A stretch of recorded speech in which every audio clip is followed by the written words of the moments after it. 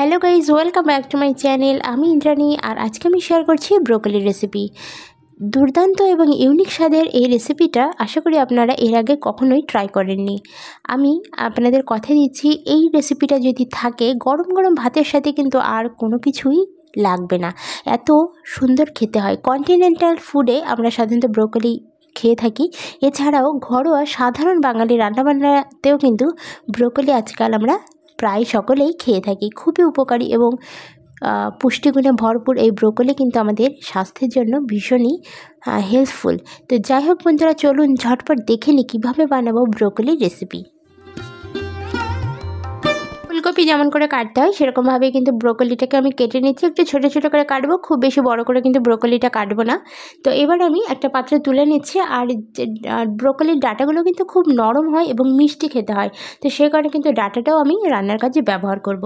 তো ওপরে যে খোসাটা থাকে ডাঁটা থেকে সেটা বাদ দিয়ে ভেতরের নরম অংশটাকে আমরা রান্নার কাজে ব্যবহার করব। তো এই ডাঁটাগুলোকে কেটে নিচ্ছি।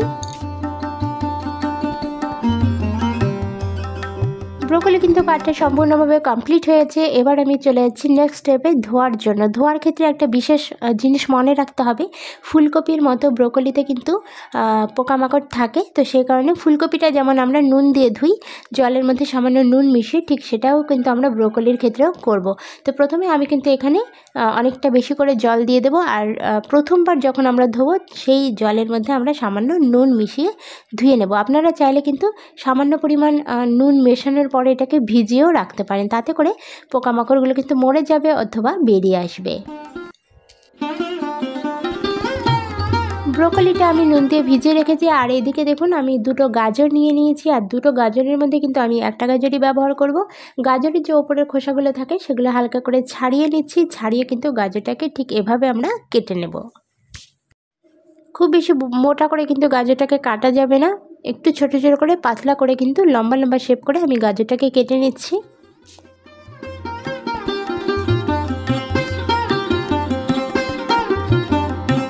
সেম একই পদ্ধতিতে আমি এখানে দুটো আলু নিয়েছি। আর আলুটাকেও ঠিক এইভাবে লম্বা লম্বা করে কেটে নেব, ঠিক গাজরের শেপে।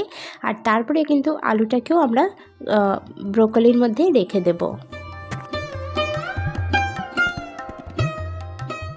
এলাম কড়াইয়ের কাছে, কড়াইটা খুব ভালো করে গরম করে নিয়েছি। আর তাতে দিয়ে দিচ্ছি আমি 2 থেকে 3 টেবিল স্পুন মতো সর্ষের তেল। সর্ষের তেল দিয়ে কিন্তু আজকের রান্নাটা আমি করতে চলেছি। আর সর্ষের তেলে কিন্তু রান্নাটা করতে হবে। তো বেশি করে তেল আমি দিয়ে দিচ্ছি, তার একটা কারণ হচ্ছে এই রান্নাটা কিন্তু একটু বেশি করে তেলে দিলেই তবেই টেস্টি হয়। তো বন্ধুরা, তেলটাকে ভালো করে গরম করে নেব। তেল ভালো করে গরম হয়ে গেছে। এবার আমি সম্পূর্ণ সবজিগুলোকে এর মধ্যে এক এক করে দিয়ে দেব।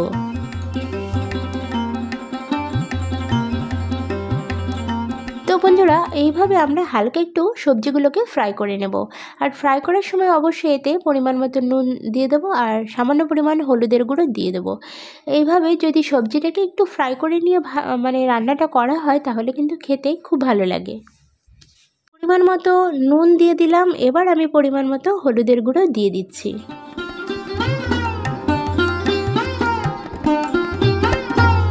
বেশ কিছুক্ষণ একটু নাড়াচাড়া করে নিয়েছি। আর এবার আমরা কিন্তু অবশ্যই এই ভাজার সময়তেই সবজিটাকে চাপা দিয়ে রান্নাটা বা কুকটা করব। এতে করে সবজিটা কিন্তু খুব তাড়াতাড়ি সেদ্ধ হতে সুযোগ পাবে।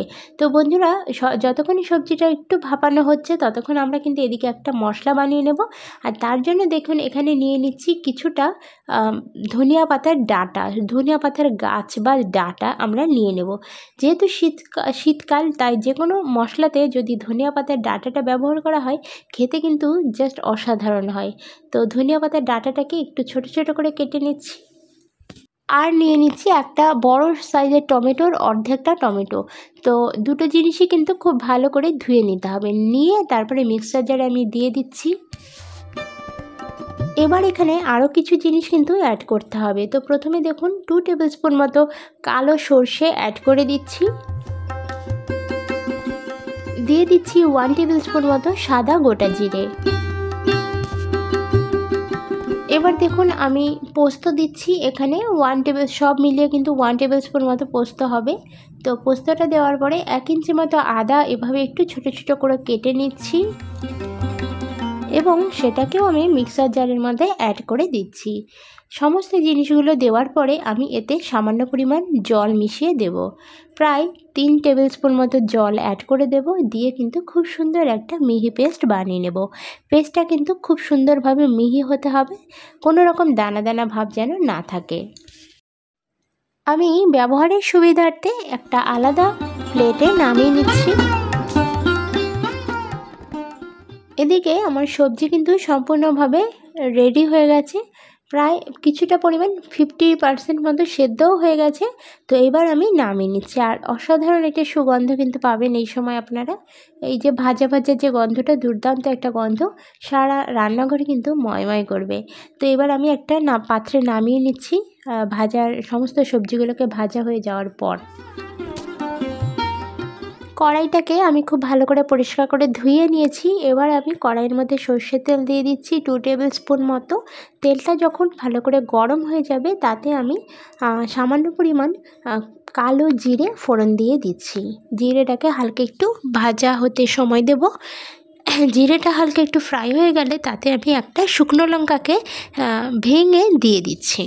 শুকনো লঙ্কার যে দানাগুলো থাকে সেটা কিন্তু আমি ফেলে দিয়েছি। তো ফোড়নটা খুব সুন্দর একটা মিষ্টি গন্ধ ছাড়বে। এই সময় আমরা বানিয়ে রাখা মশলাটাকে এর মধ্যে অ্যাড করে দেব। মশলাটাকে ভালো করে এর মধ্যে দিয়ে দিয়েছি, আর মশলার কৌটাটা ধুয়ে কিন্তু আমি সামান্য একটু জল এতে অ্যাড করে দিচ্ছি। আর এতে বিশেষ কোনো রকম গুঁড়ো মশলা ব্যবহার করব না, শুধুমাত্র সামান্য একটু হলুদের গুঁড়ো কিন্তু দিতে হবে।